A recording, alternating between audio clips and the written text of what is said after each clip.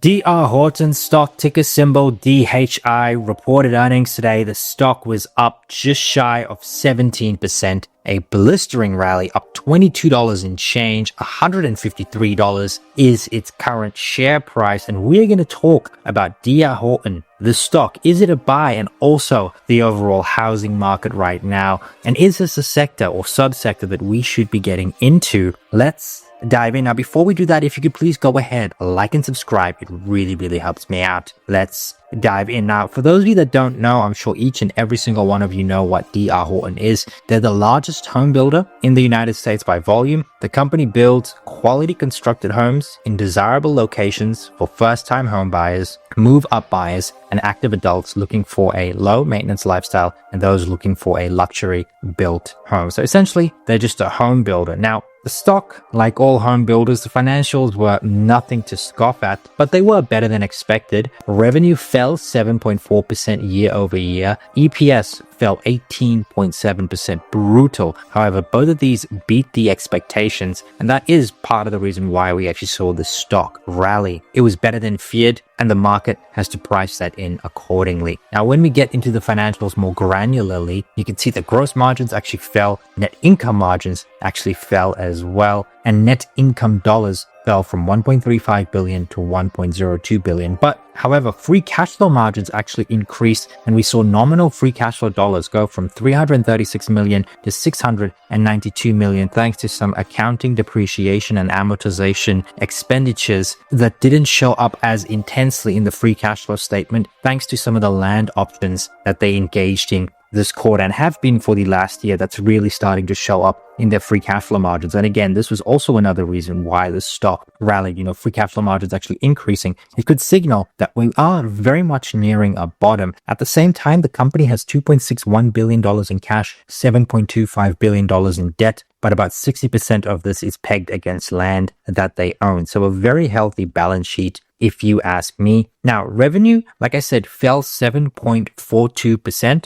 Cost of revenue, cost of sales, SG&A also fell 3.65%. And when you have revenue falling more than the cost of expenses is falling, you're going to get, net income falling 24.23%. But earnings per share only fell 18.1% due to share buybacks. The company buys back a ton of its stock. And the company did go on to say that they do expect, very similar results in the quarter. The CEO said, "New home demand continues to be impacted by ongoing affordability constraints and cautious consumer sentiment. We expect our sales incentives to remain elevated and increase further during the fourth quarter, the extent of which will depend on the strength of demand during the remainder of summer, changes in mortgage interest rates, and other market conditions." Now, the market is obviously extrapolating the fact that we are probably going to get rate cuts. We'll talk about it a little bit later on in the video. But I think essentially what DR Horton is saying here is that if conditions improve, right, we should see our financials improve, particularly our incentives, which is eating the majority of revenue. You could see here that if we just go back, that the cost of sales, which is essentially,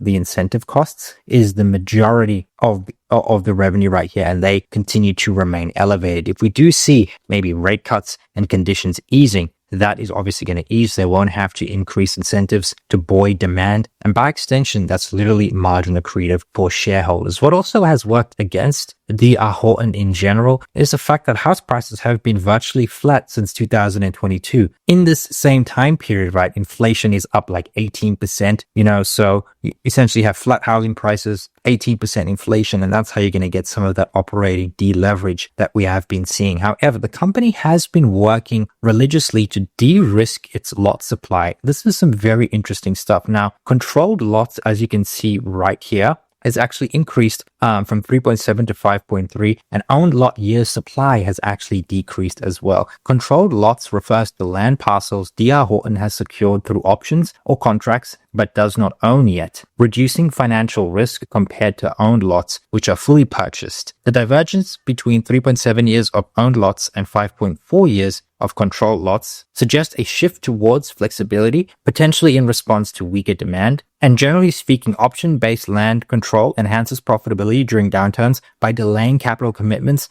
though it hinges on accurate market forecasts. And for the most part, that has worked in D.R. Horton's favor. We can also see here that their consolidated leverage has also decreased from 47.8% here in 2025 to 23.2%. And this is actually considered a largely healthy number, all things considered. Now, even though the housing market has been a little bit rough in the last 3 or so years, what D.R. Horton has managed to do is take market share. Now, while they haven't hit their peak of they haven't reached their peak of houses closed near the '08 bubble, what we have seen is that closings has increased steadily throughout the years. And at the same time, D.R. Horton's market share has increased from right here in 2020 from about the 9% mark, as you can see right there, all the way to about the 14% mark. So this is a company that's building more houses, taking market share, and it's always best to own the biggest and baddest company on the block. And right now, that is D.R. Horton. Now, looking ahead, looking forward, the company updated its financial guidance.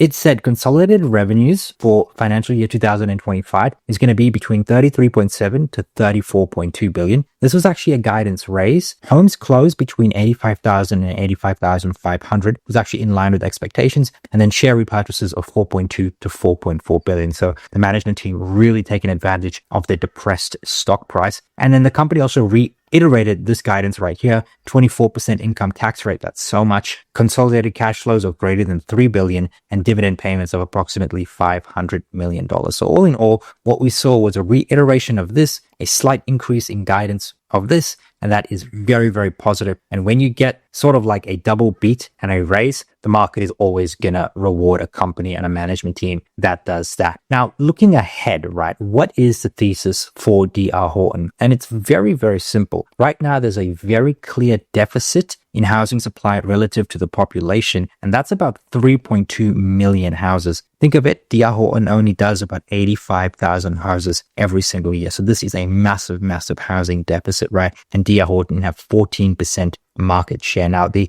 goal here is to see this deficit decrease, which means they're going to have to ramp up the amount of houses they produce each and every single year. At the same time, we are anticipating rate cuts to come as early as September, according to Goldman Sachs, and rate cuts to steadily decrease from where we are right now, 4.5% to 3% by 2026. And so these two things working together, the deficit in housing as well as rate cuts, that should really help D.R. Horton increase its revenue over the very long term once it has troughed out. At the same time, the company buys back about 5% of its shares outstanding every single year. Expect that to continue. That is obviously part of the thesis. And the company pays a lot of dividends. The company was guiding for $500 million this year. In the trailing 12 months, the company paid $474. So you're looking for about a 10% dividend increase, a little bit less than that from the same time last year. That is, tangible, and that is solid. When you also look at the valuation of the company, despite the move we saw today rallying, the stock is still relatively cheap, but expensive for a home builder.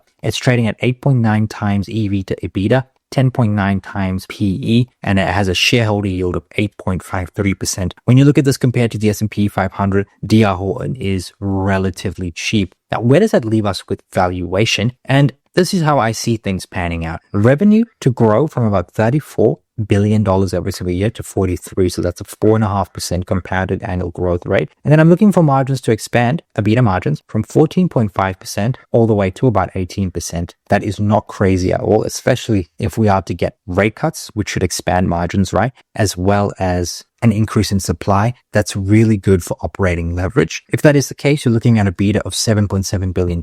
Slap on a 10 EV to EBITDA. Even though we are expecting a multiple increase, this can be the case if financial conditions loosen and if D.R. Horton produces more houses, you should see the multiple re-rate to the upside. You get an enterprise value of that, subtract the net debt, divide by shares outstanding. I'm assuming shares decrease by 4% every single year, and you get a 2029 stock price of $298 per share. The current stock price is $1.53. With a 1% dividend yield, you're looking at a 15.29% compounded annual return over the next 5 years. $148 is the fair value, although we're using a 15% discount rate, probably a little bit high. And I would say DR Horton is a buy right now. I mean, we just got the signal today from the stock up 17% that it's very likely we've seen the bottom. And technically, when you look at the charts, the Homebuilder looks really, really good. You can see here that when we use the 200-day moving average, the stock bounced off it really, really nicely. We got a massive, massive green candle right here, and we put in a low, right? A higher low, and now a higher low and another higher low, right? We probably are going to go ahead and take out the all-time high at $209 per share. The stock trades at 153 right now. What I would wait for is a little bit of